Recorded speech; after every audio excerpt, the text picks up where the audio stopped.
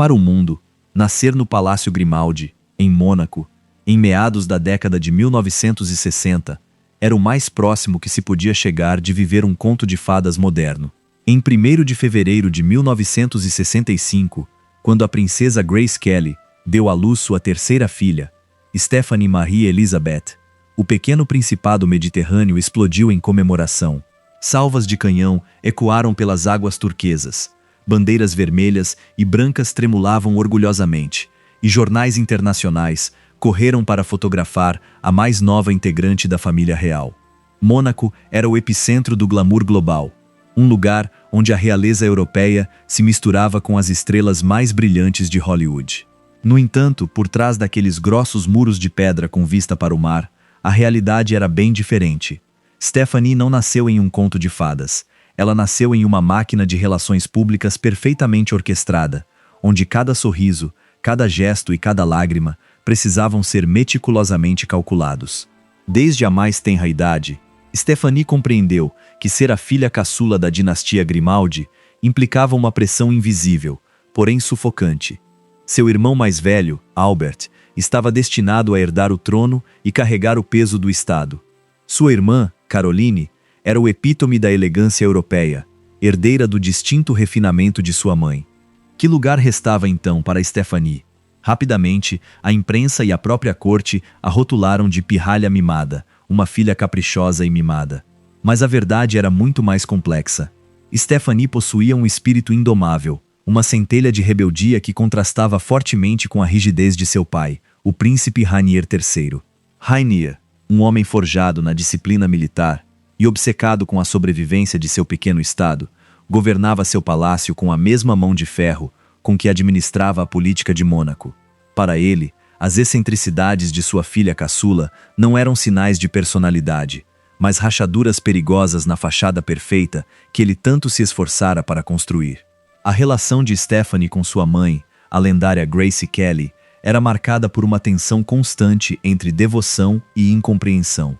Grace, que havia abandonado os holofotes de Hollywood e a direção de Alfred Hitchcock para se tornar a consorte perfeita, projetou em suas filhas as regras rígidas da alta sociedade da Filadélfia, de onde ela própria viera.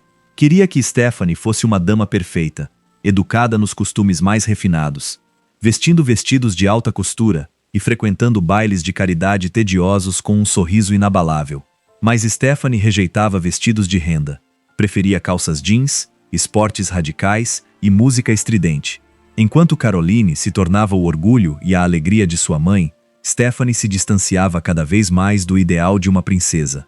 Disse que Grace, na privacidade de seus aposentos no palácio, frequentemente suspirava ao olhar para sua filha caçula, chamando-a carinhosamente de sua pequena selvagem, pressentindo que o espírito livre da jovem, mais cedo ou mais tarde, colidiria frontalmente com as paredes invisíveis do protocolo monegasco. Ao entrar na adolescência, o palácio tornou-se uma prisão de cristal para Stephanie. Cada movimento seu era escrutinado pelos olhares atentos dos cortesãos e pelas lentes dos paparazzi acampados do lado de fora dos portões do principado. Não havia espaço para erros, nem para privacidade.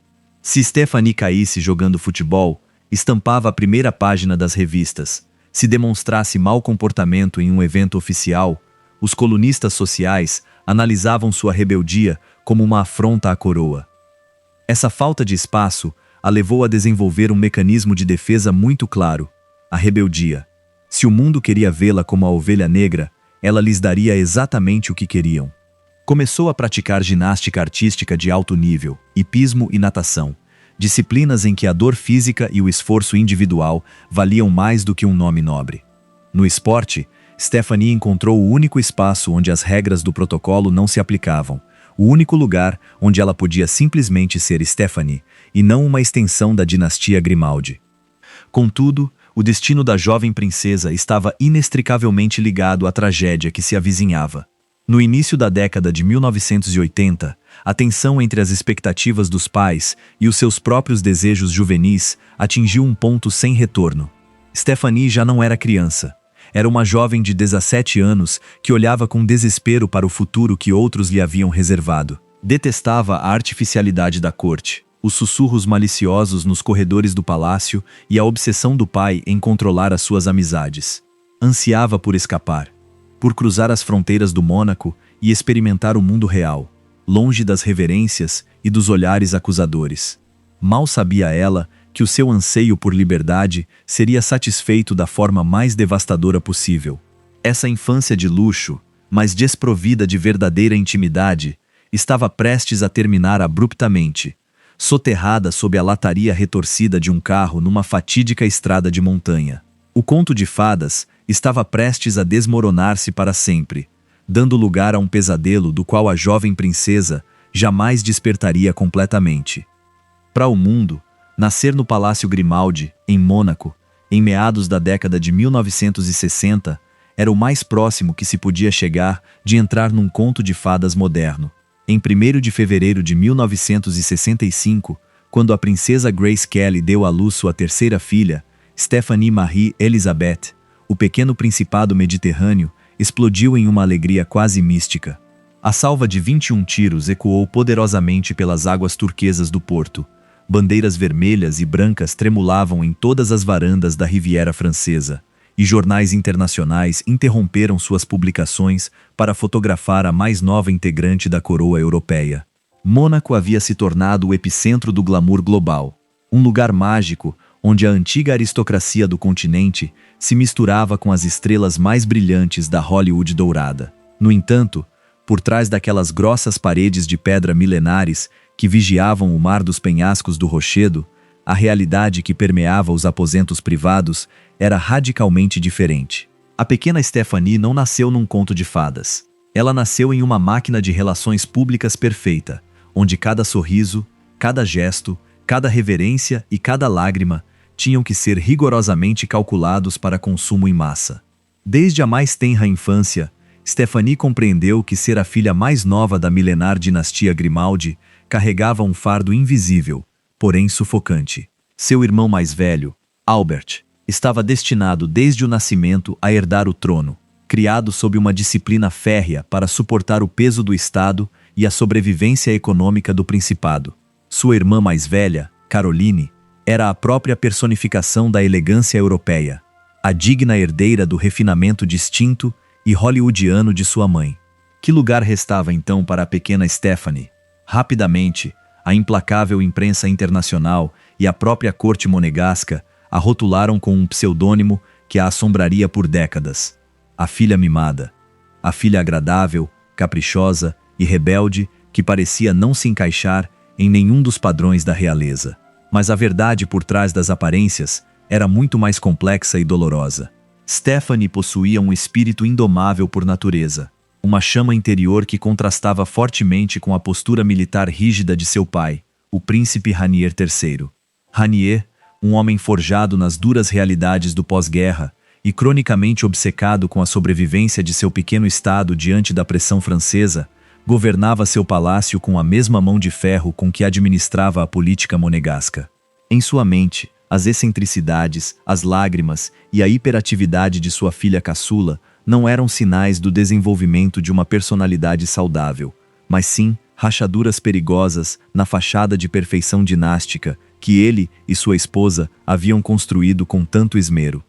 A relação de Stephanie com sua mãe, a lendária Grace Kelly, era marcada por uma tensão constante e invisível entre devoção filial e completa incompreensão mútua. Grace, que havia abandonado os holofotes ofuscantes de Hollywood e a direção magistral de Alfred Hitchcock para se tornar a consorte perfeita de um príncipe europeu, projetava em suas filhas as regras rígidas, conservadoras e puritanas da alta sociedade da Filadélfia, da qual ela própria provinha. A soberana desejava desesperadamente que Stephanie fosse uma dama perfeita, educada nos mais refinados costumes das cortes europeias. Queria vê-la usar vestidos de renda, aprender a arte da diplomacia silenciosa e frequentar os intermináveis e tediosos bailes de caridade do Principado com um sorriso inabalável. Mas Stephanie rejeitava sistematicamente rendas e tiaras.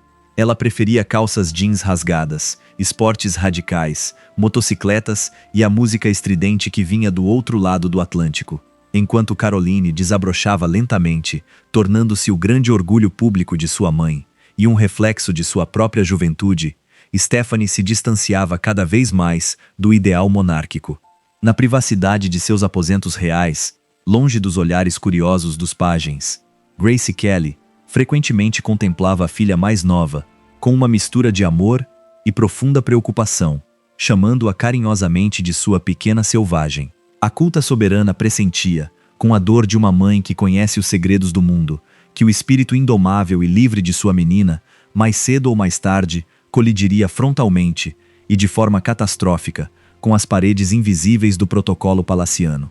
Ao deixar a infância para trás e adentrar as complexidades da adolescência, o imponente Palácio de Mônaco tornou-se para Stephanie uma verdadeira prisão de cristal, da qual era impossível escapar. Cada passo que dava, cada mudança em sua expressão, cada olhar descuidado em uma varanda oficial era observado com ciúmes pelos olhos vigilantes e ferozes dos cortesãos e capturado pelas lentes teleobjetivas dos paparazzi que acampavam dia e noite ao redor dos muros reais. No rochedo, não havia espaço para privacidade, nem tolerância para o menor erro humano. Se a princesa caísse enquanto jogava futebol com os filhos dos funcionários, imediatamente se tornava a primeira página de um tabloide sensacionalista. Se demonstrasse um ar de cansaço ou tédio em uma ópera beneficente tediosa, os colunistas sociais analisavam sua rebeldia como se fosse uma afronta direta à soberania da coroa. Essa sufocante falta de ar fresco a levou a desenvolver um mecanismo de defesa precoce e extremamente agressivo: a constante rebeldia. Se o mundo inteiro insistia em vê-la como a ovelha negra da família Grimaldi, ela decidiu que lhes daria exatamente o espetáculo que desejavam. Começou a praticar ginástica artística de alto nível, equitação extrema e natação de resistência. Modalidades esportivas em que a dor física, o suor e o esforço individual valiam muito mais do que um nome nobre ou o título de Alteza Sereníssima. Na adrenalina do esporte, Stephanie encontrou o único santuário onde as regras absurdas do protocolo real não tinham poder. O único lugar no mundo onde ela podia simplesmente ser um ser humano e não uma extensão obrigatória da dinastia Grimaldi. Contudo, o destino da jovem princesa já estava inextricavelmente ligado à grande tragédia que começava a se desenhava no horizonte da família. No início da década de 1980, a tensão latente entre as expectativas sufocantes dos príncipes reinantes e os desejos desesperados e juvenis de Stephanie havia atingido um ponto crítico sem retorno. Stephanie não era mais uma criança que podia ser apaziguada com brinquedos ou viagens oficiais. Ela era uma jovem de 17 anos que olhava com genuíno pânico para o futuro espartilho que outros haviam meticulosamente desenhado para ela. Ela odiava profundamente a hipocrisia que pairava no ar da corte, os sussurros maliciosos que ecoavam pelos corredores dourados do palácio e a obsessão quase patológica de seu pai em controlar cada uma de suas amizades e pensamentos. Ela ansiava com todas as suas forças por escapar, por cruzar as fronteiras geográficas de Mônaco de uma vez por todas e experimentar a vida real, aquela em que as pessoas se abraçam e choram sem que um fotógrafo a registre para a eternidade. A jovem princesa queria ser livre, caminhar pelas ruas anonimamente e tomar suas próprias decisões, certas ou erradas. O que Stephanie de Mônaco nem sequer imaginava naqueles momentos de angústia juvenil era que seu desejo desesperado por liberdade seria realizado da maneira mais devastadora, sangrenta e traumática imaginável.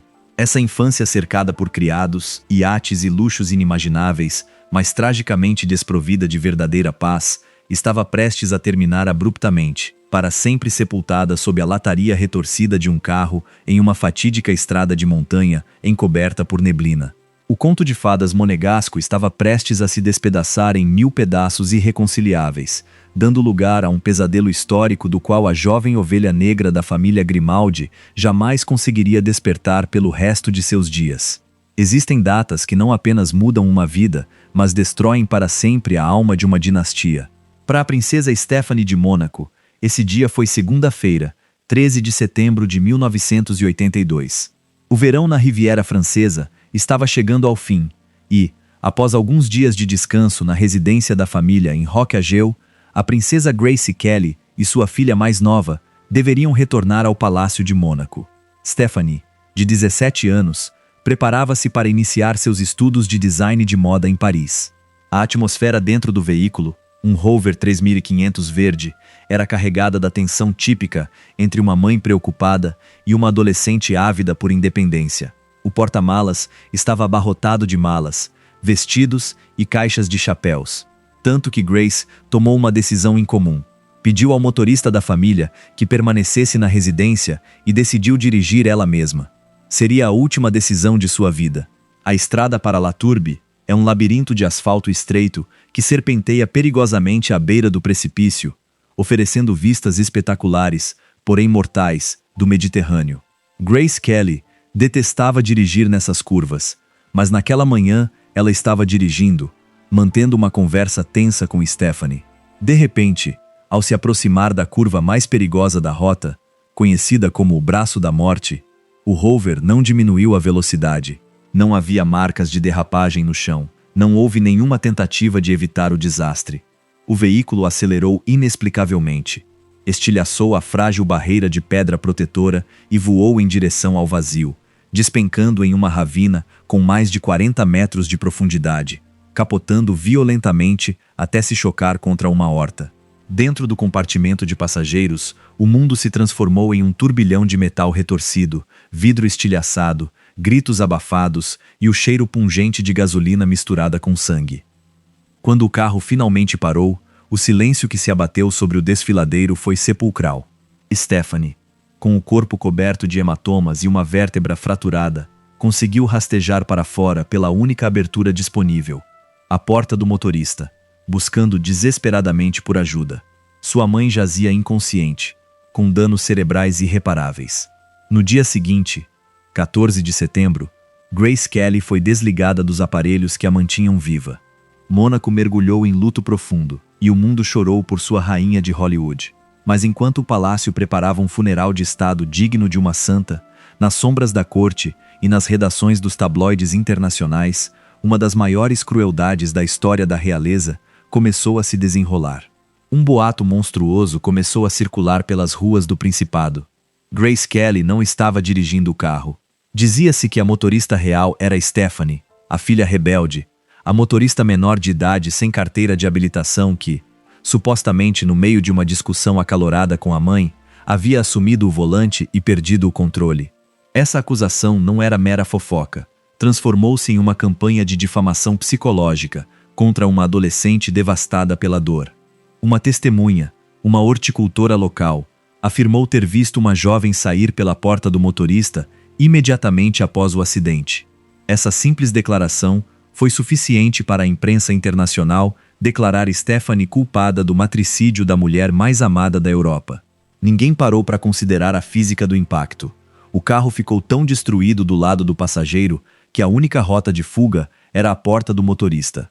Ninguém quis ouvir os laudos periciais oficiais que confirmavam que Grace havia sofrido uma hemorragia cerebral maciça enquanto dirigia, o que paralisou suas pernas no acelerador. O público preferiu o drama, a ideia mórbida de culpar a ovelha negra pelo assassinato do cisne de Mônaco. O verdadeiro horror para Stephanie começou dentro das paredes de sua própria casa. Enquanto seu corpo lutava para se curar em seu leito de hospital, seu pai, o príncipe Rainier, devastado e envelhecido pela perda, refugiou-se em um silêncio gélido. A corte Grimaldi, obcecada em proteger o mito imaculado de Grace Kelly, decidiu que o silêncio era a melhor estratégia. Em vez de defender publicamente a princesa adolescente contra as brutais acusações, o palácio a escondeu. Stephanie não pôde comparecer ao funeral de sua mãe devido aos ferimentos, uma ausência que a imprensa usou para alimentar o mito de sua suposta culpa. Enquanto sua irmã Caroline assumia o papel de nova primeira-dama de Mônaco sob os aplausos do povo, Stephanie era tratada pela comitiva do palácio como um segredo inconveniente, uma sobrevivente amaldiçoada que deveria ser mantida trancada a 7 chaves. Aos 17 anos, a princesa Stephanie de Mônaco compreendeu que a verdade não importava no jogo da realeza. Ela carregava as cicatrizes físicas do acidente em seu corpo, mas em sua alma carregava o estigma de uma culpa fabricada por outros. Sua própria família, incapaz de lidar com o trauma e a pressão da mídia, preferiu deixar que a suspeita destruísse a juventude da filha mais nova a abrir uma investigação que mancharia a imagem do principado. Aquela fatídica curva em La Tourbe não apenas matou Grace Kelly, sepultou a inocente Stephanie para sempre. Daquele momento em diante, a jovem princesa passou a olhar para o palácio de seu pai com desprezo e tomou uma decisão inabalável. Se a coroa a considerava um monstro, se seu próprio sangue preferia sacrificar sua reputação para manter as aparências do reino, ela se libertaria. Fugiria do rochedo, mergulharia nos excessos e buscaria o perigo, embarcando em uma fuga desenfreada onde o escândalo seria sua única forma de vingança contra a família que tentou apagá-la. Fugir para não enlouquecer. Essa era a única lei que guiava a mente da princesa Stephanie de Mônaco ao atingir a maioridade. O palácio do príncipe, imerso em luto e no silêncio acusador do pai, havia se tornado um mausoléu insuportável. Cada olhar dos cortesãos a fazia lembrar da sombra da mãe. Cada manchete de jornal sussurrava sobre o que realmente acontecera naquela curva fatídica em La Tourbe. Incapaz de respirar naquela atmosfera sufocante, a jovem princesa fez as malas e fugiu para Paris. Ela não estava embarcando em uma viagem oficial de representação monárquica. Estava determinada a se livrar do pesado manto da realeza e mergulhar no mundo real com um desespero selvagem. Queria provar ao pai e a todo o principado que seu valor não dependia de um título nobre, mas de sua própria capacidade de sobreviver longe dos luxos da rocha. Na capital francesa, Stephanie buscou refúgio no mundo da moda, um mundo que sua mãe amava, mas que ela decidiu abordar de um ângulo transgressor. Em vez de ser apenas uma espectadora da alta costura, tornou-se aprendiz de estilista na Christian Dior e, pouco depois, ousou posar para as câmeras como modelo. Ver uma princesa de Mônaco, da dinastia Grimaldi, desfilar nas passarelas e posar para capas de revistas com atitudes provocativas foi um golpe devastador para o orgulho do príncipe Rainier. Para a corte monegasca, o corpo de uma princesa era um tesouro nacional, algo que deveria ser exibido com moderação e decência. Stephanie, por outro lado, usou seu corpo como tela para a rebeldia. Cortou o cabelo curto, exibiu tatuagens, algo inédito para a realeza na época, e começou a desenhar sua própria linha de maiôs, modelando-os ela mesma em ensaios fotográficos que causaram indignação nos setores mais conservadores da Europa. Mas o verdadeiro terremoto midiático ainda estava por vir. Em 1986, Stephanie decidiu canalizar toda a sua dor, raiva e necessidade de gritar para o mundo em um microfone. Ela gravou uma música que se tornaria um fenômeno absoluto: Uragã, Furacão. O título não poderia ser mais profético. A canção era um grito pop dançante, mas sua letra falava de paixão incontrolável e de viver sem regras. Contra todas as expectativas, a música dominou as paradas musicais na França, permanecendo em primeiro lugar por meses e vendendo milhões de cópias. O mundo inteiro cantarolava junto com a voz da ovelha negra de Mônaco. No entanto, por trás do sucesso estrondoso nas boates de Paris e Nova York, uma guerra fria e implacável era travada entre a cantora e seus próprios familiares. Para o príncipe Rainier, a carreira musical de sua filha mais nova era uma humilhação pública insuportável. Uma vulgarização do nome da família que ele considerava uma vergonha para o Estado. Enquanto o público aplaudia a princesa do pop, um boicote silencioso foi decretado no palácio. As estações de rádio de Mônaco foram proibidas de tocar as músicas de Stephanie. Os canais de televisão locais ignoravam seus videoclipes, e a princesa foi estritamente proibida de realizar qualquer concerto ou aparição pública dentro das fronteiras do Principado. Sua própria família a tratava como uma artista de rua, digna de vergonha. Essa rejeição institucional apenas alimentou a determinação de Stephanie, e ela decidiu atravessar o Oceano Atlântico e se mudar para Los Angeles e Nova York, em busca do anonimato que somente as grandes cidades americanas podiam oferecer. Nos Estados Unidos, longe do alcance dos espiões de seu pai, Stephanie tentou consolidar sua carreira musical e de atriz, chegando até a gravar um dueto secreto com o próprio Michael Jackson sob o pseudônimo de Mystery Girl. Na música, No Armário Mas Hollywood e A Vida Noturna de Nova York provaram ser lugares perigosamente solitários. Por trás das luzes de neon, dos clubes VIP e da corte de falsos amigos que a cercavam por seu dinheiro e status, a princesa continuava sendo a adolescente atormentada, buscando desesperadamente o amor e a aprovação que lhe eram negados em casa. Os excessos da vida noturna e os romances passageiros com estrelas do rock e atores de cinema não conseguiram preencher o vazio deixado pela morte de Grace Kelly. No final da década de 1980, a aventura americana da princesa do pop começava a desvanecer. O mercado musical americano virou as costas ao seu segundo álbum, e o esgotamento emocional cobrava seu preço. A princesa Stephanie de Mônaco descobriu que, não importando a distância, a prisão de cristal que era seu sobrenome a acompanhava em seu passaporte. Ela estava cansada da música, cansada das câmeras dos paparazzi que a perseguiam em Manhattan, e, acima de tudo, cansada de ser um produto de massa. A fuga perpétua não havia curado suas feridas.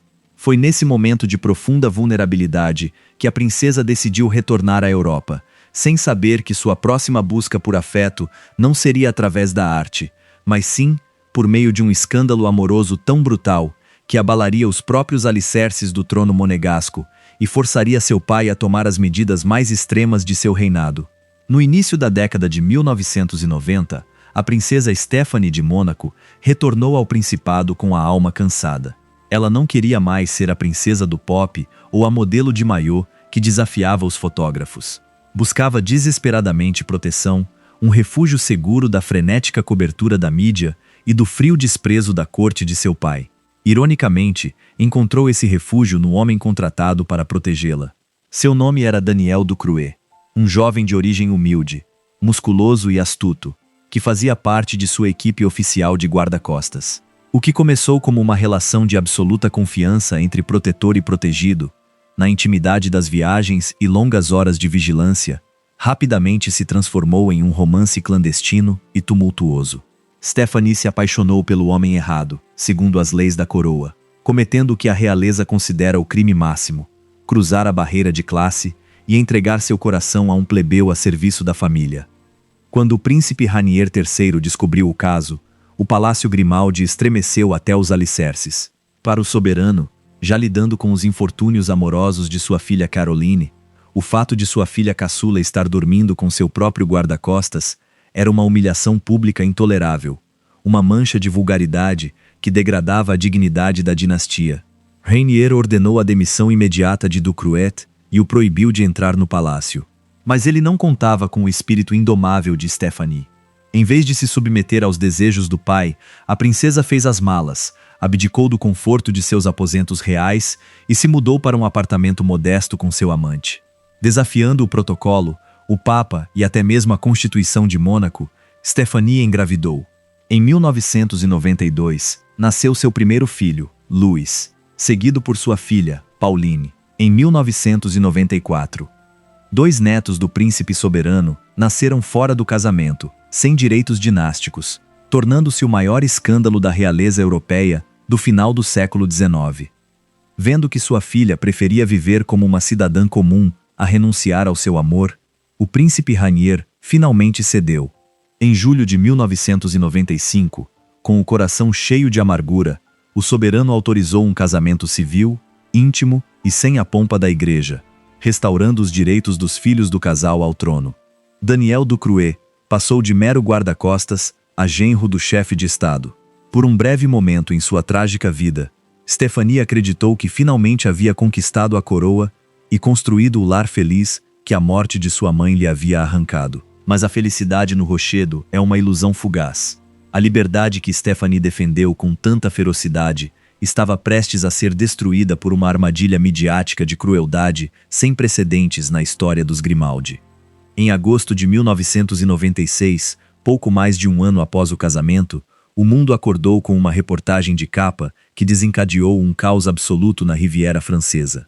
Uma revista italiana publicou fotos explícitas, devastadoras e inequívocas de Daniel Ducruet fazendo sexo à beira da piscina, com uma stripper belga chamada Phyllis Houteman.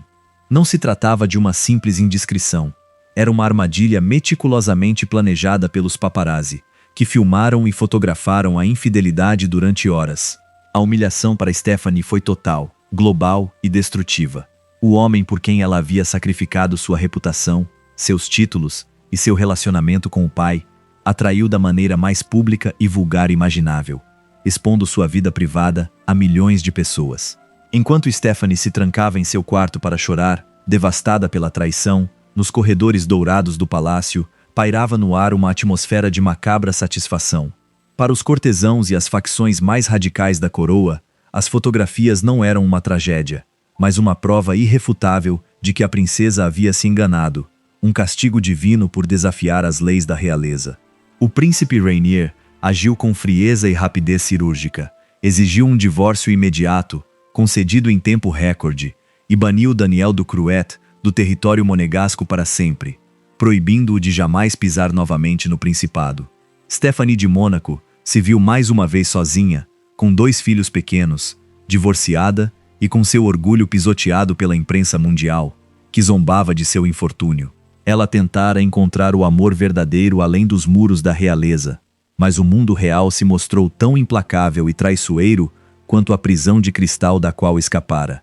A princesa ferida percebeu que o nome Grimaldi era uma maldição da qual não poderia escapar através do casamento. Completamente desiludida e desconfiada de todos os seres humanos ao seu redor, Stéphanie tomou uma decisão radical que deixaria sua família perplexa. Se a alta sociedade e o mundo humano a haviam traído, ela buscaria refúgio em um universo completamente selvagem, embarcando no capítulo mais extravagante, nômade e incompreendido de toda a sua existência. Após a humilhação pública do caso do Cruet, a princesa Stéphanie de Mônaco deixou de ser apenas a ovelha negra da família real e tornou-se uma mulher profundamente ferida, que desconfiava de cada sorriso e cada reverência nos salões da Riviera Francesa. O palácio do príncipe, longe de oferecer consolo, assemelhava-se a um tribunal silencioso que celebrava sua queda. Para piorar a situação, em 1998, a princesa abalou novamente os alicerces de Mônaco ao dar à luz sua terceira filha, Camille. Desta vez, Stéphanie recusou-se categoricamente a revelar a identidade do pai na certidão de nascimento, desencadeando uma nova onda de fofocas cruéis que inundou os tabloides. Corria o boato de que o pai era outro membro de sua equipe de segurança. Cansada do escrutínio, das câmeras dos paparazzi e do julgamento sufocante de sua própria família, Stéphanie tomou uma decisão radical que a alta sociedade europeia chamou de ato de pura loucura. Decidiu abandonar a civilização e buscar refúgio no mundo do circo. O Festival Internacional de Circo de Monte Carlo era a grande paixão de seu pai, o príncipe Rainier. Mas Stéphanie decidiu levar essa paixão ao extremo da transgressão pessoal. Em 2000, a princesa se apaixonou perdidamente por Franco Kini, diretor do renomado Circo Kini suíço e respeitado treinador de elefantes. Franco era casado, mas isso não impediu o turbilhão emocional de Stéphanie. Desafiando mais uma vez o protocolo, o escândalo midiático e a fúria gélida de seu pai, a filha de Grace Kelly fez as malas com seus 3 filhos pequenos, abandonou o conforto do principado e foi viver em uma caravana itinerante. Uma alteza sereníssima da dinastia Grimaldi passou de palácios dourados e iates de luxo a lavar roupa à mão, viajando pelas estradas secundárias da Suíça e dormindo a poucos metros das jaulas dos grandes felinos e das tendas de lona. Em julho de 2004, completamente exausta, divorciada pela segunda vez e com o coração pesado de cansaço emocional, Stéphanie decidiu pôr fim ao seu exílio autoimposto. A experiência circense havia terminado. Ela tentara escapar dos fantasmas do passado, tornando-se nômade, buscando desesperadamente o amor nos braços de homens que pertenciam a mundos totalmente estranhos ao seu. Mas, no fim das contas, quando as luzes do picadeiro se apagavam e os aplausos da plateia cessavam, as feridas da infância continuavam a sangrar. Stéphanie de Mônaco teve que aceitar a mais amarga das verdades. Não se pode escapar de um nome de família gravado na história. Com 3 filhos deixando a infância para trás e um pai idoso definhando lentamente em um hospital de Mônaco, a princesa rebelde compreendeu que era hora de retornar ao rochedo, curvar a cabeça perante a dinastia e aceitar o preço final de sua rendição à coroa que tanto tentara apagá-la. O retorno final de Stéphanie ao Palácio de Mônaco em meados dos anos 2000 não foi uma marcha triunfal.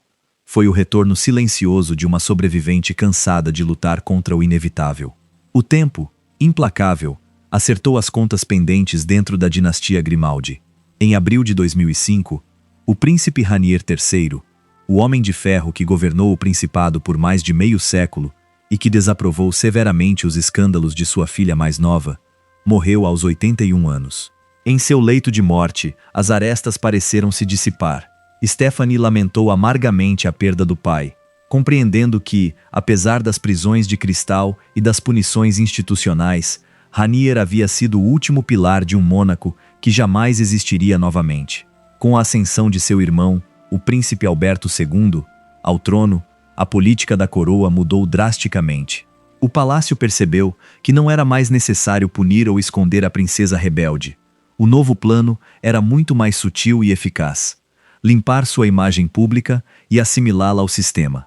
A indomável pantera de Mônaco foi domada pelo peso da maturidade e da responsabilidade familiar. Stephanie aceitou o pacto tácito da coroa. Em troca de paz e proteção para seus 3 filhos, a princesa abandonou as manchetes dos tabloides e os romances escandalosos. O Palácio Grimaldi começou a financiar e promover suas genuínas causas beneficentes, transformando a antiga ovelha negra em uma figura de Estado respeitável. Stephanie tornou-se presidente do festival de circo que seu pai tanto amava e, acima de tudo, uma das ativistas mais respeitadas da Europa na luta contra o HIV/AIDS, causa a qual se dedicou de corpo e alma, quebrando estigmas sociais com a mesma coragem que outrora demonstrara ao romper com o protocolo real. Hoje, a princesa Stephanie de Mônaco vive uma vida madura, longe do ruído ensurdecedor dos paparazzi que destruíram sua juventude. Seus filhos cresceram na alta sociedade monegasca, ocupando seus lugares de direito nos eventos da corte, plenamente integrados ao sistema que sua mãe desafiou com tanta veemência. Ao observar as fotografias atuais da princesa, com suas rugas dignas e olhar sereno, porém profundamente sério, é impossível não ver o reflexo da tragédia que marcou sua vida.